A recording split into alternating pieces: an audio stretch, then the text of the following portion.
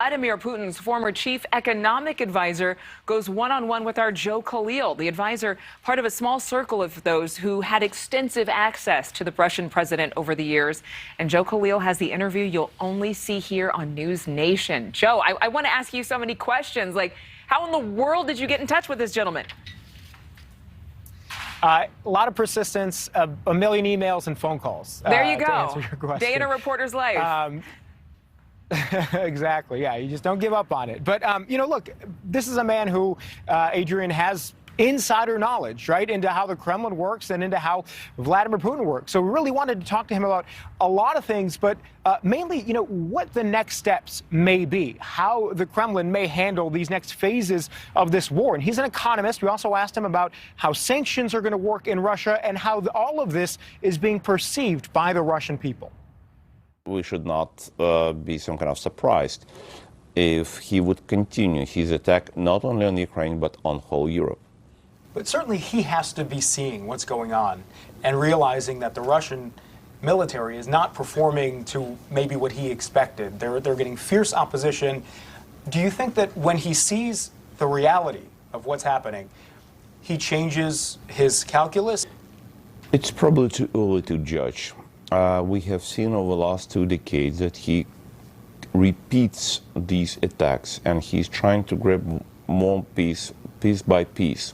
Let's imagine neutrality with respect to NATO is on the table for peace negotiations, and let's assume even control over parts of the Donbas region also on the table.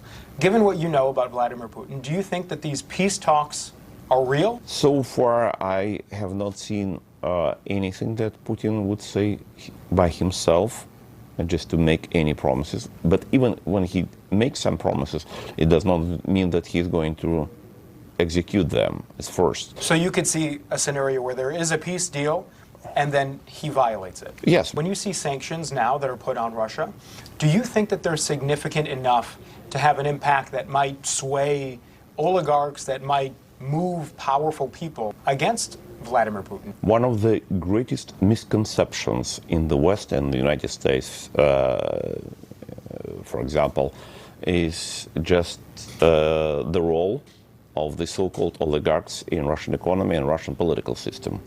This role is next to zero. If you think that those sanctions would make changes in the decision-making process of Mr. Putin or of Kremlin, it's wrong. It's a mistake. Well, why you have no chance because they have no impact on the decision-making process of Mr. Putin. So, I mean, we're really talking about the will of one man here. Exactly. When we talk about the disinformation, the news about what's happening in Ukraine is not filtering in through state media in Russia. How much of the population actually is exposed to what's really happening in Ukraine?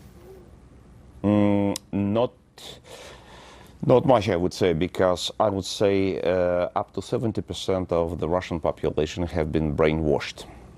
Brainwashed completely. If you think 70%, you think it's that high? It would be, I would say, conservative estimate, maybe.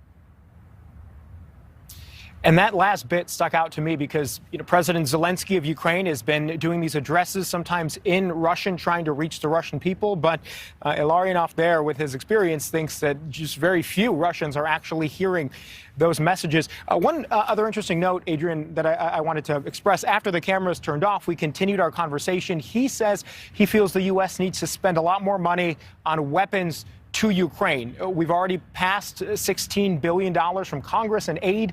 The White House authorized $2 billion more, but only $800 million of that was actually in weapons. He says that is the key if we want to see Ukraine win in this conflict. That's a lot of money already, and to give more, obviously there are a lot of people who agree with him. I have one quick question. What is he doing now?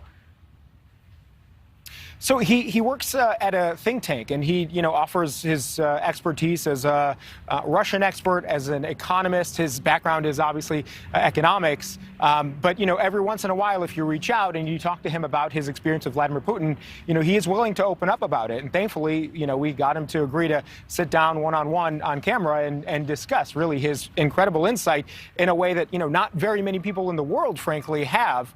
And he was able to share that with us.